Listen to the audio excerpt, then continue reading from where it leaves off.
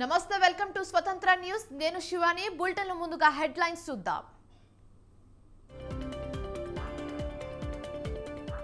Parliament ఎన్నికలపై సన్నద్ధతపై CM Revanth సమీక్ష హాజరైన మంత్రులు నియోజకవర్గాల నేతలు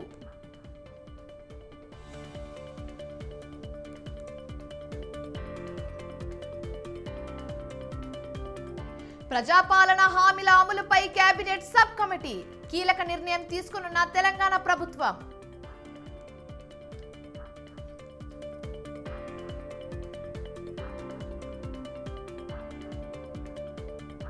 గీత దాటిన ఎమ్మెల్యేలు ఎమ్మెల్సీలపై వైసీపీ దృష్టి అసెంబ్లీ స్పీకర్ మండలి చైర్మన్ కు ఫిర్యాదు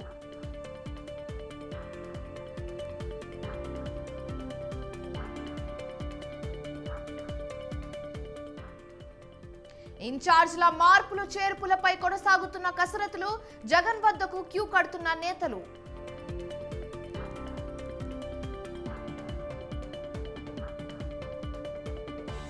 పార్లమెంట్ ఎన్నికల్లో మెజారిటీ సీట్లు సాధిస్తాం సంక్రాంతి తర్వాత ప్రచారం ప్రారంభిస్తామన్న కిషన్ రెడ్డి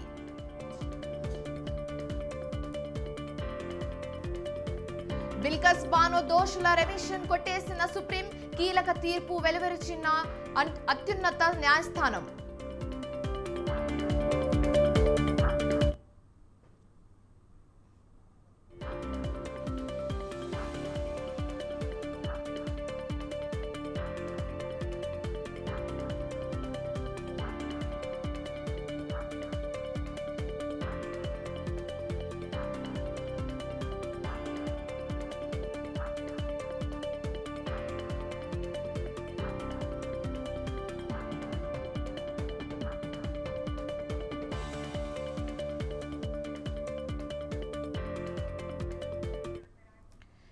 బ్రేకింగ్ న్యూస్ చూస్తున్నాం. పార్టీ ఫిరాయించిన ఎమ్మెల్యేలు ఎమ్మెల్సీలపై వైఎస్ఆర్సీపీ అధిష్టానం సీరియస్ అయింది.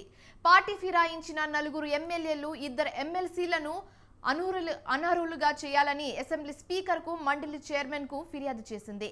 ఎమ్మెల్యేలు ఉండవల్లి శ్రీదేవి, ఆనం రామనారాయణ రెడ్డి, కోటంరెడ్డి శ్రీధర్ రెడ్డి, మేకపాటి చంద్రశేఖర్ రెడ్డి, ఎమ్మెల్సీలు వంశీకృష్ణ, సి రామచంద్రయ్యపై అనర్హత వేటు వేయాలని ఫిర్యాదు వేసింది. పార్టీ తరఫున మండలి కార్యదర్శికి ఎమ్మెల్సీలు మెరుగు మురళి, లెల్లా అప్పిరెడ్డి ఫిర్యాదు చేశారు.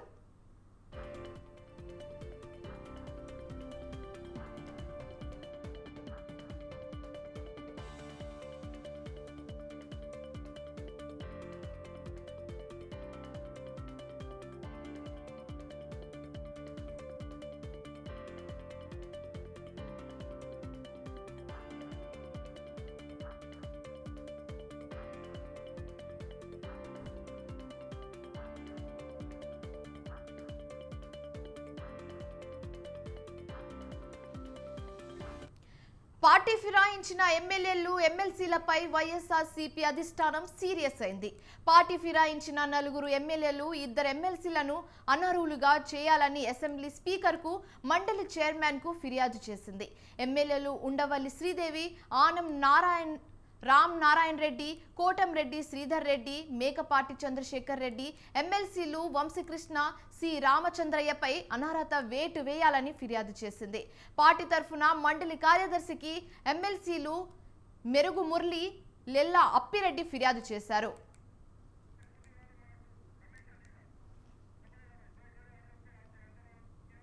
ఇక దీని మీద పూర్తి వివరాలు మా ప్రతినిధి రమేష్ ఫోన్ లైన్ ద్వారా అందిస్తారు. రమేష్ చెప్పండి. శివాని, పార్టీ ఫిరాయించిన ఎమ్మెల్యేలు అదేవిధంగా ఎమ్మెల్సీల పైన వైఎస్ఆర్ కాంగ్రెస్ పార్టీ చర్యలకు ఉపక్రమించింది. 4 ఎమ్మెల్యేలు 2 ఎమ్మెల్సీల పైన చర్యలు తీసుకోవాలంటూ అటు శాసనసభ స్పీకర్ తో పాటు శాసన మండలి చైర్మన్ కు వైఎస్ఆర్ కాంగ్రెస్ పార్టీ ఫిర్యాదు చేసింది.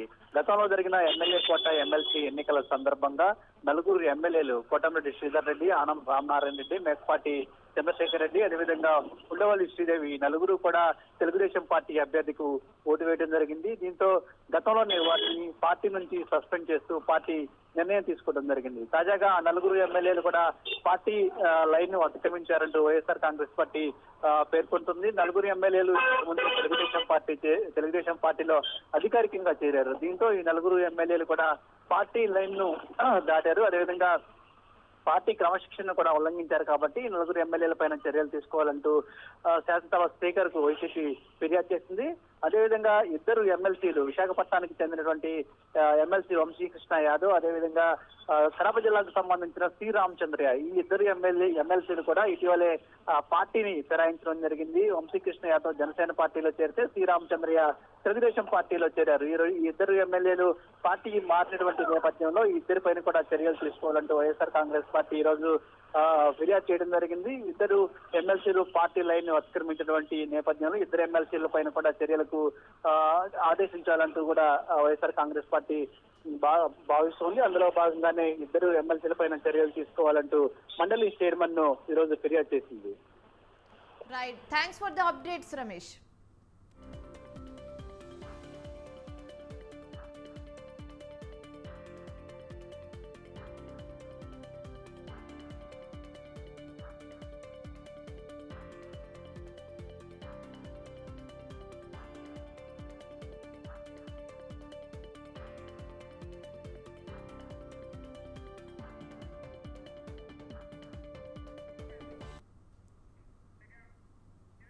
సజ్జల రామకృష్ణారెడ్డి మీడియాతో మాట్లాడుతున్నారు, లైవ్ లో చూద్దాం. అంగీకరించి అమల్లోకి వచ్చి ఒక వేజెస్ దగ్గరకు సంబంధించినంత వరకు మాకు సమ్మతం కాదంటూ సమ్మెను కంటిన్యూ చేయడం అందరికి తెలిసింది. దానికి సంబంధించే ఉన్న జీవో ఎస్మా తీసుకురావడం, ఎసెన్షియల్ సర్వీసెస్ వాటిని మెయింటైన్ చేయడానికి అవసరమైన ఆదేశాలు ఇవ్వడం, దాని మీద రకరకాల రాజకీయ భాష్యాలు, అలాగే వాళ్ళల్లో కూడా ఆవేదన వ్యక్తం కావడం, మా మీద ఎస్మా పెడతారా అనేది ఇవన్నీ చూస్తాను మనం గత 2 రోజుల నుంచి. ఈ నేపథ్యంలో ఈరోజు కొన్ని ఆడియో మెసేజ్లు కూడా వాళ్ళ గ్రూప్స్లో సర్క్యులేట్ అవుతున్నాయి చూసాం. ఎవరైతే చర్చలకు ఆ రోజు వచ్చారో నాయకులు, అంగన్వాడీ వర్కర్స్ నాయకులు మాతో చర్చలు జరిపారు. వాళ్ళు ఆడియో మెసేజెస్ ఉంటే విన్నాం. అందులో ప్రధానంగా నాకు కనిపించింది రాజకీయ కోణం ఎక్కువ కనిపించింది. ఈ నాయకులు, అంగన్వాడీ వర్కర్స్ నాయకులు వాళ్ళు రాజకీయం చేస్తున్నారని నేను అనట్లేదు, కానీ వెనక ఉండి నడుపుతున్న వారు కానీ, ఏ యూనియన్లు అయితే ఏ పార్టీలకైతే అనుబంధం ఉన్నాయో ఆ పార్టీలు కానీ అవి అయితే రాజకీయపరమైన అజెండాతోనే చేస్తున్నాయి అనేది ముందు నుంచి తెలిసినప్పటికీ ఈరోజు వీళ్ళ మెసేజ్లో అది బహిర్గతమైంది.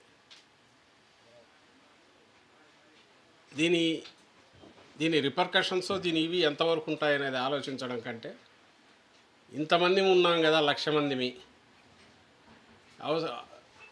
మనం అనుకున్నది రాకపోతే ప్రభుత్వాన్ని అయినా దించేంతవరకు పోగలం అని ధీమా ఈ బయట నుంచి ఆర్గనైజ్ చేస్తున్న నాయకులు లేదా పార్టీల నుంచి ఉందని వాళ్ళ మాటల్లోనే వ్యక్తమవుతుంది ఆడియో ఇది వింటే. ఎగ్జాక్ట్లీ మేము ఏదైతే భయపడుతూ వచ్చామో, వాళ్ళను హెచ్చరిస్తూ వచ్చామో అంగన్వాడీ ఉద్యోగులు, అదే ఫైనల్గా జరుగుతుంది. నేను చెప్పదలుచుకున్నది ఒకటే, మేము అంతకుముందు అడ్రస్ చేసిన ఏవైతే సాల్వ్ కాగలిగినవన్నీ చేసుకుంటూ వచ్చాము. ఏదైతే ఇమ్మీడియట్ ఈ టర్మ్లోనే ఇప్పుడు చేయడం కుదరదు కాబట్టి తర్వాత భవిష్యత్తులో దాని గురించి, ఇది ఎన్నికల సమయం, ఎన్నికలు వస్తున్నాయి, అయిపోయాక తర్వాత మాట్లాడదాం, దాని గురించి ఏదైనా సానుకూలంగా చేయడానికి ప్రయత్నం, యాజ్ ఆఫ్ నవ్ అయితే చేయలేమని చెప్పాను. అది ఏదో బెదిరించడానికో, వాళ్ళు ఎట్లయితే సమ్మె అనేది బెదిరించడానికి మేము చేయట్లేదు అంటున్నారో, నిజంగా చేయట్లేదు కూడా అని ఇన్నాళ్ళు అనుకున్నాం, కానీ ఇప్పుడు చూస్తే అది కనిపిస్తుంది. అలాగే ఇటు ప్రభుత్వం వైపు నుంచి కూడా ప్రజాపాలన హామీల అమలుపై దృష్టి సారించింది రేవంత్ నేతృత్వంలోని కాంగ్రెస్ ప్రభుత్వం. ఇందులో భాగంగా కేబినెట్ సబ్ కమిటీని ఏర్పాటు చేస్తూ కీలక నిర్ణయం తీసుకున్నారు ముఖ్యమంత్రి. ఇక అభయహస్తం హామీలకు సంబంధించి 1,05,00,000 మేర దరఖాస్తులు వచ్చాయని ప్రకటించింది రాష్ట్ర ప్రభుత్వం.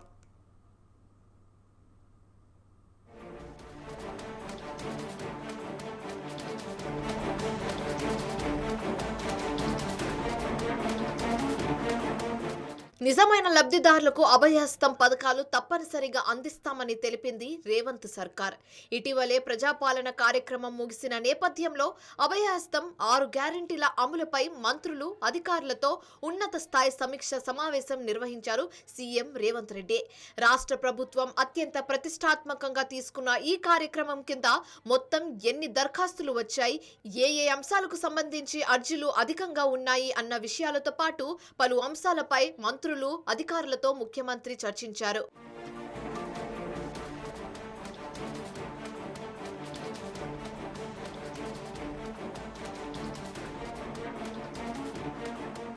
ప్రజాపాలనలో వచ్చిన దరఖాస్తులపై ప్రత్యేకంగా దృష్టి సారించిన సీఎం రేవంత్ రెడ్డి హామీల అమలు విషయంలో కీలక నిర్ణయం తీసుకున్నారు.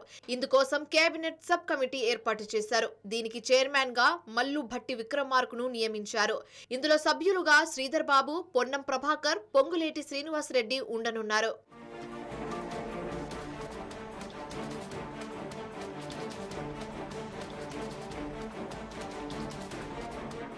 ఇక యుద్ధ ప్రతిపాదికన దరఖాస్తుల డేటా ఎంట్రీ జరుగుతుందన్నారు మంత్రి పొంగులేటి. అభయహస్తం హామీలకు సంబంధించి 1,05,00,000 వరకు దరఖాస్తులు వచ్చినట్లు వెల్లడించారాయన. ఇతర అంశాలకు సంబంధించి మరో 20 లక్షల అర్జీలు వచ్చాయన్నారు. ప్రతి గ్రామానికి తండాకు అధికారులు వెళ్లి అతి తక్కువ సమయంలోనే విజయవంతంగా 1,25,00,000 దరఖాస్తులు స్వీకరించినట్లు తెలిపారు మంత్రి పొంగులేటి. ఈ ప్రజా పాలనకు వచ్చిన అప్లికేషన్ల కోసమని కేబినెట్ సబ్ కమిటీని కూడా ఈ రోజు ప్రకటించుకోవడం జరిగింది. ఈ కేబినెట్ సబ్ కమిటీకి చైర్మన్ గా ఉప ముఖ్యమంత్రి గారు బట్టి విక్రమార్క గారు ఉంటారు. దాంట్లో IT and industry minister Sridhar Babu గారు, నేను అంటే మేము housing and revenue and I and PR మంత్రిగా మేమిద్దరము దాంట్లో సభ్యులుగా, ముఖ్యులైన అధికారులు కూడా దాంట్లో సభ్యులుగా ఈ కమిటీలో ఉంటారు. ఈ కమిటీ యొక్క విధి విధానాలేంటి, ఈ కమిటీ ఎలా ఈ 6 పథకాలు ప్రజలకు చేర్చే దాంట్లో ఈ వచ్చిన అప్లికేషన్ లో జెన్యూనిటీని పరిశీలించి అర్హులైన వారు ఎవ్వరిని కూడా మిస్ కాకుండా ఉండే విధంగా డేటాని పూర్తిగా సేకరించిన దాన్ని కంప్యూటర్ లో భద్రపరిచి దానిని అర్హులైన వారికి ఈ పథకాలని ఇచ్చే ప్రణాళిక ఈ కమిటీ తీసుకొని.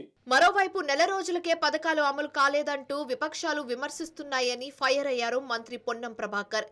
ఈ విషయంలో అసత్య ప్రచారం చేస్తే చట్టపరమైన చర్యలు తీసుకుంటామన్నారు. రేషన్ కార్డులకు సంబంధించి త్వరలో స్పష్టత ఇస్తామన్నారు మంత్రి పొన్నం ప్రభాకర్. కాంగ్రెస్ పార్టీ సానుకూల వాతావరణంలో ప్రజలకు ఎవరికైతే ఇబ్బంది ఉందో వాళ్ళందరి పట్ల చాలా ప్రేమపూర్వకంగా సానుకూలంగా స్పందిస్తాం. కానీ ఇటువంటి వాళ్ళ పట్ల కూడా చట్టాలకు లోబడి కఠినమైనటువంటి చర్యలుంటే జాగ్రత్త హెచ్చరిక వచ్చిన ప్రభుత్వంలో మాజీ మంత్రులు కావచ్చు, ఇంకెవరైనా కావచ్చు, జాగ్రత్త బిడ్డాలని మనం చెప్తాం. అసత్య ప్రచారం, దుష్ప్రచారం కూడా పెరుగుంటాయి. ప్రభుత్వం ఏర్పడి నిలవలు లేకముందే 400 అంటారు. కేసీఆర్, కేటీఆర్, హరీష్ రావు, సంతోష్ రామ్ చారే హమ్ 400 మీకు చెప్పినట్టు కదా, మీకు మీరు చెప్పుకున్నట్ట. ఎవరు చెప్తారు 400?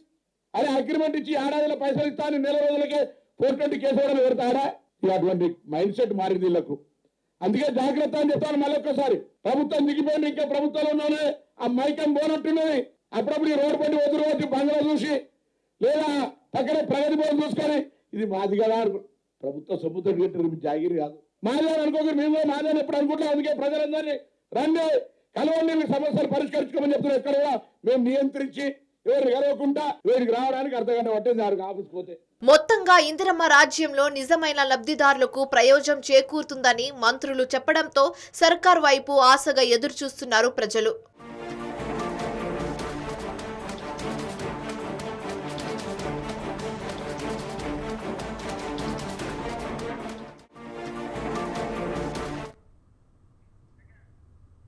సార్వత్రిక ఎన్నికల కోసం సమర సంఘం పూరిస్తున్నాయి అన్ని రాజకీయ పార్టీలు. రానున్న ఎన్నికల్లో గెలుపు లక్ష్యంగా పావులు కదుపుతున్నాయి జాతీయ పార్టీలైన బీజేపీ, కాంగ్రెస్. ఇందులో భాగంగా లోక్సభ ఎన్నికల కోసం ఇన్ఛార్జీలను, సమన్వయకర్తలను నియమిస్తున్నాయి. అటు బీఆర్ఎస్ సైతం త్వరలోనే కోఆర్డినేటర్లను నియమించేందుకు కసరత్తులు చేస్తుంది.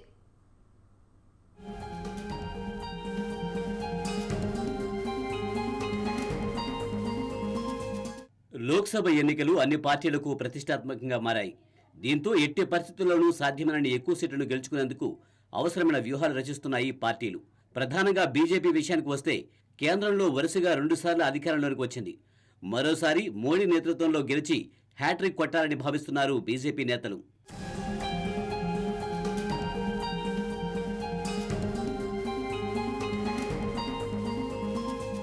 ఇటీవల జరిగిన తెలంగాణ అసెంబ్లీ ఎన్నికల్లో బీజేపీ 8 స్థానాలు దక్కించుకుని మంచి జోష్లో ఉంది. దీంతో లోక్సభ ఎన్నికల్లో కనీసం 10 స్థానాలైనా కైవసం చేసుకోవాలని యోచిస్తుంది. ఇందుకోసం పార్టీ తరపున ఇన్ఛార్జీలను నియమించింది. హైదరాబాద్ లోక్సభకు రాజాసింగ్ను ఇన్ఛార్జ్ చేసింది. సికింద్రాబాద్ సీటుకు లక్ష్మణ్ను బాధ్యులను చేసింది. ఇక ఆదిలాబాద్ పాయల్ శంకర్, పెద్దపల్లి రామారావు పాటిల్, నిజామాబాద్ ఈలేటి మహేశ్వరరెడ్డి, జహీరాబాద్ కాటిపల్లి వెంకటరమణారెడ్డి, నల్గొండ చింత్ర రామచంద్రారెడ్డి, ఖమ్మం ఇన్ఛార్జిగా పొంగులేటి సుధాకర్ని నియమించారు. మొత్తంగా 8 మంది ఎమ్మెల్యేలు, 1 ఎమ్మెల్సీతో పాటు ఇతర నేతలకు సమన్వయకర్తలుగా అవకాశం కల్పించారు. వివిధ పార్లమెంట్ నియోజకవర్గాలకు ఇన్ఛార్జిగా కూడా నియమించడం జరిగింది. మా పార్టీ శాసనసభ్యులు, రాష్ట్ర నాయకులతో కలిపి 17 మందిని ఈ రకంగా ఈరోజు నిర్ణయించి బాధ్యతలు ఇవ్వడం జరిగింది.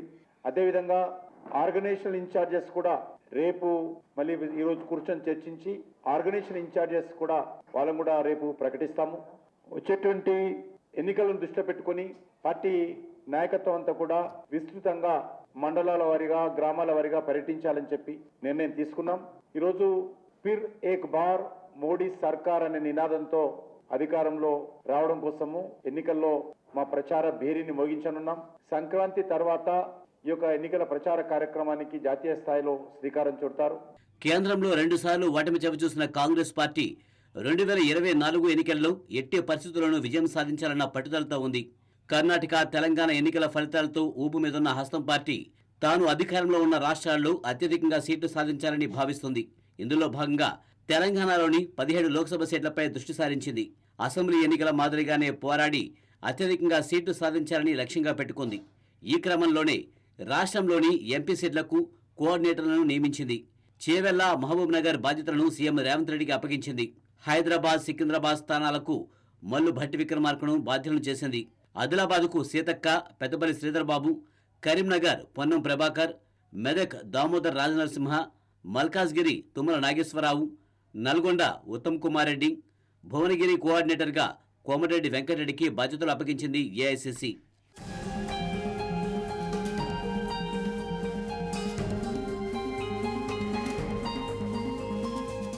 ఇక మొన్నటి అసెంబ్లీ ఎన్నికల్లో దెబ్బతిన్న గులాబీ పార్టీ లోక్సభ ఎన్నికల్లో సత్తా చాటేందుకు వ్యూహాలు రచిస్తోంది.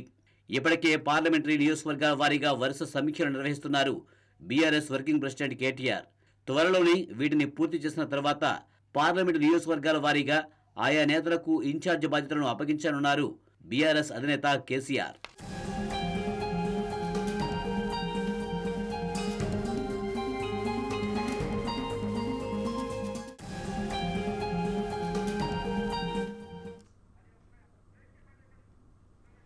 లోక్సభ ఎన్నికల్లో బీఆర్ఎస్ సిట్టింగ్లు అందరికీ మళ్లీ సీట్లు దక్కుతాయా?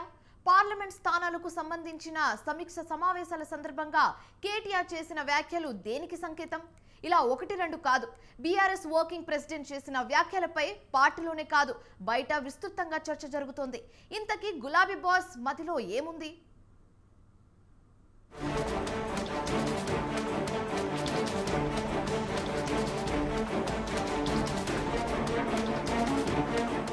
పార్లమెంటు ఎన్నికలు బీఆర్ఎస్ కు అత్యంత ప్రతిష్టాత్మకంగా మారాయి.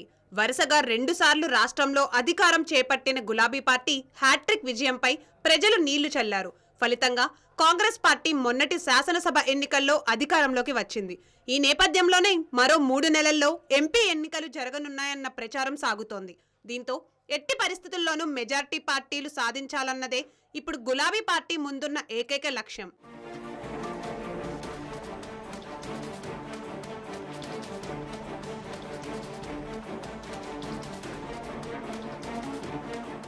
శాసనసభ ఎన్నికల్లో ఎదురైన పరాజయం మర్చిపోవాలంటే తెలంగాణలో మెజార్టీ ఎంపీ సీట్లు సాధించడమే ఏకైక మార్గమని చెబుతోంది బీఆర్ఎస్. ఇందుకోసం సరికొత్త వ్యూహాలు రచిస్తోంది. ఈ క్రమంలోనే పార్లమెంటు నియోజకవర్గాల వారీగా సమీక్షలు నిర్వహిస్తున్నారు పార్టీ వర్కింగ్ ప్రెసిడెంట్ కేటీఆర్.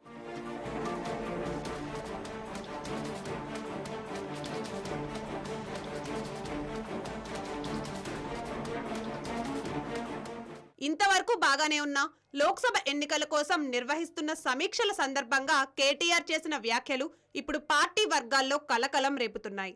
మొన్నటి అసెంబ్లీ ఎన్నికల్లో సిట్టింగ్ అభ్యర్థుల్లో కొందరిని మార్చి ఉంటే బాగుండేది అంటూ కామెంట్ చేశారు బీఆర్ఎస్ వర్కింగ్ ప్రెసిడెంట్. అదే సమయంలో శాసనసభ ఎన్నికల్లో జరిగిన పొరపాట్లను ఈసారి లోక్సభ ఎన్నికల్లో పునరావృతం కానీయమంటూ చెప్పుకొచ్చారు. నియోజకవర్గాల వారీగా ఈరోజు పార్లమెంట్ నియోజకవర్గాల వారీగా ఇక్కడ సమీక్ష సమావేశాలు ప్రతి నియోజకవర్గం నుండి ఒక 70-75 మంది ముఖ్యులు, మొత్తం కలిపితే పార్లమెంట్ కి 500 మంది ముఖ్యులతో 500 నుంచి 600 మంది ముఖ్యులతో ఇక్కడ సమావేశాలు జరుగుతాయి. తదనంతరం ఫాలో అప్ గా మరి ఎందుకంటే ఈ సమావేశాలు 17 నియోజకవర్గాల్లో కూడా జరుగుతాయి కాబట్టి రాబోయే సంక్రాంతి తర్వాత కూడా ఒక 4-5 రోజులు మీటింగ్లు కొనసాగుతాయి. తదనంతరం క్షేత్రస్థాయిలో నియోజకవర్గాల వారీగా కూడా విస్తృత స్థాయి కార్యకర్తల సమావేశాలు కూడా పార్లమెంటు ఎన్నికలకు సంబంధించి సన్నాహక సమావేశాలు కూడా పెట్టుకుంటాం. కేటీఆర్ వ్యాఖ్యల్ని విశ్లేషిస్తూ రానున్న పార్లమెంట్ ఎన్నికల్లో పలువురు సిట్టింగ్లకు ఈసారి సీట్లు దొరకడం కష్టమేనని ఆయన చెప్పకనే చెప్పారన్న అభిప్రాయం రాజకీయ వర్గాల్లో వినిపిస్తోంది.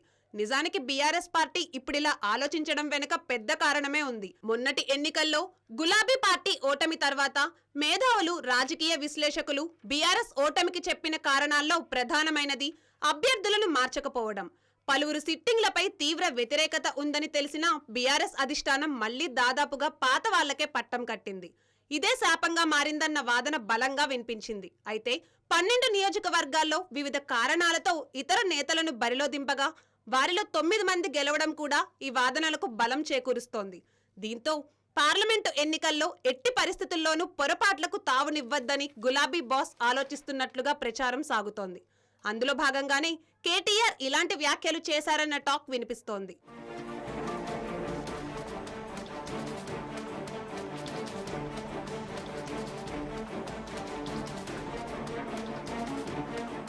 మరిప్పుడు బీఆర్ఎస్ తరపున ఎంపీ అభ్యర్థులుగా సిట్టింగ్లలో ఎంతమంది ఉంటారు, ఇంకెంత మందిని మారుస్తారు అన్న దానిపై మరికొద్ది రోజుల్లో స్పష్టత రానుంది. అప్పటి వరకు ఆయా నేతల్లో మాత్రం టెన్షన్ విపరీతంగా పెరిగిపోతోంది.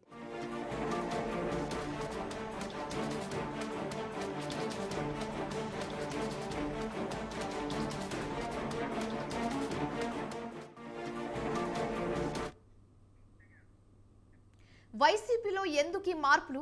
గత ఎన్నికలలో తనను చూసి ఓటేయమని అభ్యర్థించిన జగన్ ఇప్పుడు క్యాండిడేట్లను ఎందుకు మారుస్తున్నారు? అంటే విజయంపై ఆయనలో విశ్వాసం సన్నగిలుతోందా? ఈ విషయంలో సొంత పార్టీ ఎమ్మెల్యేల మనోగతం ఏంటి? దీనిపై ఇప్పుడు పెద్దెత్తున చర్చ జరుగుతుంది.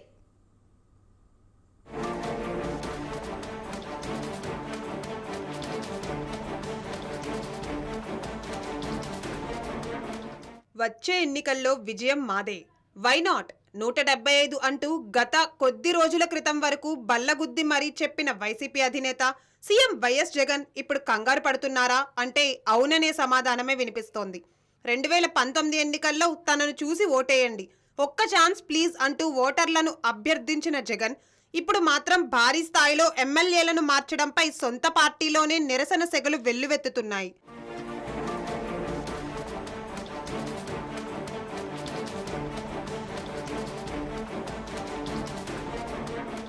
ఇప్పటికే ఇన్ఛార్జీలను మారుస్తూ 2 జాబితాలను విడుదల చేసింది వైసీపీ అధిష్టానం.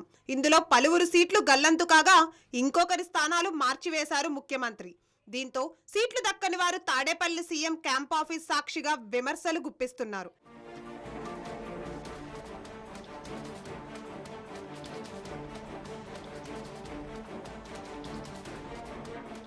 మరికొందరైతే అసలు ఈ మొత్తం వ్యవహారంలో తప్పంతా తమ అధినేతదే అంటున్నారు. పాలనలో తమకు ఏమాత్రం ప్రాధాన్యం లేకుండా చేసి ఇప్పుడు మమ్మల్ని మారుస్తామనడం ఏ విధంగా సమంజసం అంటూ ప్రశ్నిస్తున్నారు.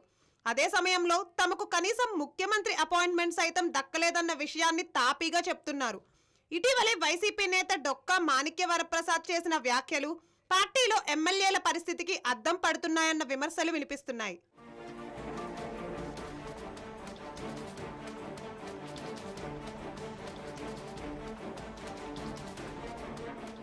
ఇంకొందరైతే మరో అడుగు ముందుకేసి సజ్జల విజయసాయిరెడ్డి, వేమిరెడ్డిపై విమర్శలు గుప్పిస్తున్నారు. ఎన్నో ఏళ్లుగా రాజకీయాల్లో ఉన్న తమకు సీటు ఇవ్వని విషయాన్ని ముఖ్యమంత్రి స్వయంగా చెప్పకుండా తమకంటే చాలా జూనియర్లైన వాళ్లతో చెప్పించడం ఏంటని ప్రశ్నిస్తున్నారు. అదే సమయంలో ఎస్సీ, ఎస్టీ, మైనారిటీ, బీసీలు అంతా తమ వైపే ఉన్నారని సీఎం చెబుతున్నప్పుడల్లా ఇలా అభ్యర్థుల్ని మార్చాల్సిన అవసరం ఏమొచ్చిందని విమర్శిస్తున్నాయి విపక్షాలు.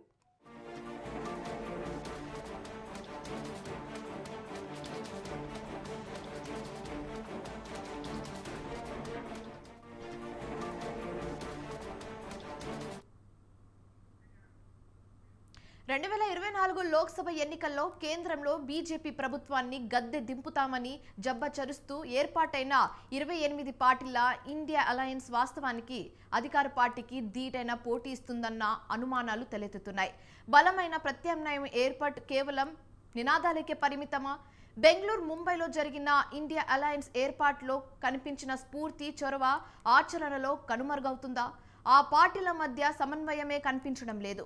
బీజేపీకి పోటీగా కూటమి ఏకైక అభ్యర్థి నిలపాలన్న లక్ష్యం నెరవేరేనా?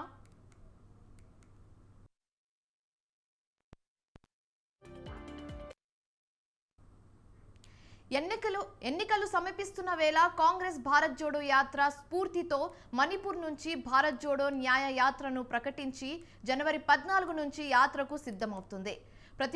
ప్రతిపక్షాలన్నిటినీ ఏకతాటిపై తెచ్చి సమైక్యంగా బీజేపీపై పోరు సాగిస్తుందమన్న కాంగ్రెస్ అధినాయకులు కనీసం భారత్ జోడో న్యాయ యాత్రలో అలయన్స్ పార్టీలను భాగస్వాములను చేరలేకపోయారు.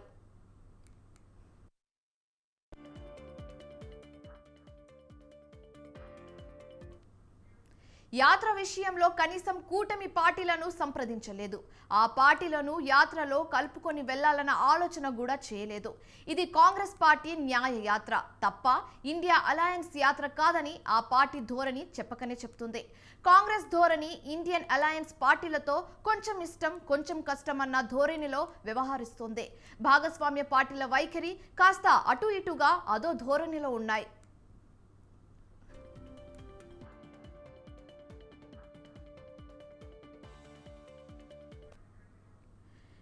న్యాయయాత్ర మణిపూర్ నుంచి మొదలై ముంబై వరకు దాదాపు 14 రాష్ట్రాలు 355 నియోజకవర్గాలను కలుపుతూ సాగుతుంది. ఆయా రాష్ట్రాల్లో ఇండియా అలయన్స్ భాగస్వామ్య పార్టీలు అధికారంలో ఉన్న రాష్ట్రాలు కూడా ఉన్నాయి. తృణమూల్ కాంగ్రెస్ అధికారంలో ఉన్న పశ్చిమ బెంగాల్, జేఎంఎం అధికారంలో ఉన్న జార్ఖండ్, జేడీయూ, ఆర్జేడీ అధికారంలో ఉన్న బీహార్తో సహా పలు రాష్ట్రాల మీదుగా సాగుతుంది. కూటమిలోని ఆ పార్టీలను యాత్రలో భాగస్వామ్యం చేయకపోవడం కాంగ్రెస్ పార్టీ ఒత్తిడి అర్థమవుతుంది. యాత్రలోనే ఇండియా కూటమి పార్టీలను చేరుకొని కాంగ్రెస్ రానున్న ఎన్నికల్లో అన్ని భాగస్వామ్య పార్టీలను ఎలా సమన్వయం చేస్తుందో చూడాలి.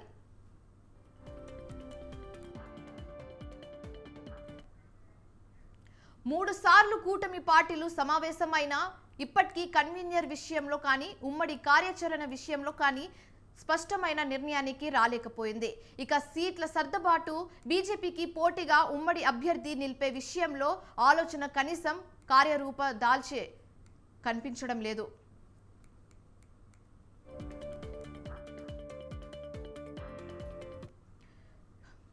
మరోపక్క బీజేపీ సర్వసన్నద్ధతతో దూసుకుపోతుంది. జనవరి 13 నుంచి పెద్దెత్తున ప్రచారం ప్రారంభిస్తుంది. వివిధ రాష్ట్రాల్లో ఎంపీ స్థానాలకు ఇన్ఛార్జీలను ప్రకటించి పార్టీ కేడర్ను ఉరుకురు పరుగులు చేయిస్తుంది. ఈ నేపథ్యంలో ఎక్కడ వేసిన గొంగెలి అక్కడే అన్న చదంగా ఉన్న ఇండియా కూటమి మోదీ అండ్ కోకు కనీస ఛాలెంజ్ విసురుతుందా చూడాలి.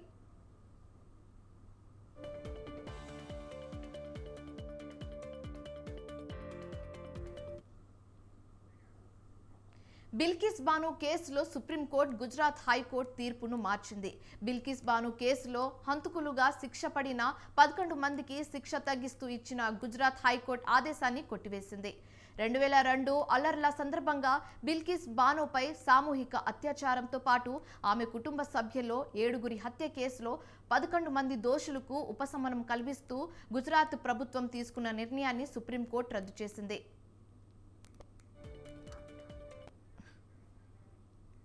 దోషులకు శిక్ష తగ్గింపులో గుజరాత్ ప్రభుత్వం వారితో కుమ్మక్కై వ్యవహరిస్తుందని కోర్టు అభిప్రాయపడింది.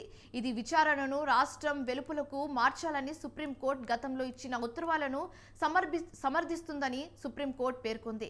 దోషుల క్రమశిక్ష పిటిషన్ను పరిగణలోకి తీసుకోవాలని గుజరాత్ ప్రభుత్వాన్ని కోరుతూ గుజరాత్ హైకోర్టు మరో ధర్మాసనం 2022 మే 13న ఇచ్చిన ఉత్తర్వులు కూడా చెల్లుబాటు కాదని సుప్రీంకోర్టు పేర్కొంది.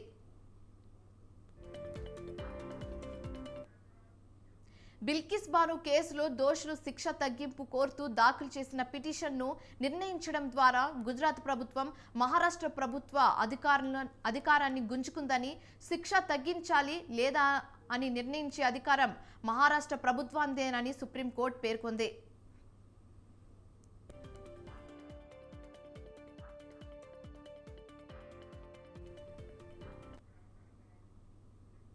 దోషులను విచారించి శిక్ష తగ్గించే రాష్ట్రానికి దోషుల క్షమాభిక్ష పిటిషన్ను నిర్ణయించే అధికారం ఉందని సుప్రీంకోర్టు అభిప్రాయపడింది. అదేవిధంగా మహారాష్ట్ర ప్రభుత్వానికి అధికారం ఉందని స్పష్టం చేసింది. దోషులకు ఉపశమనం కలిగించే విధంగా శిక్ష తగ్గిస్తూ ఉత్తర్వులు జారీ చేసే అధికారం గుజరాత్ రాష్ట్రానికి లేదని, మహారాష్ట్ర ప్రభుత్వానికి ఉందని సుప్రీంకోర్టు అభిప్రాయపడింది. దోషి పిటిషనర్ తప్పుదోవ పట్టించే ప్రకటన చేయడం ద్వారా 2022లో దోషి సుప్రీంకోర్టును తప్పుదోవ పట్టించారని సుప్రీంకోర్టు పేర్కొంది.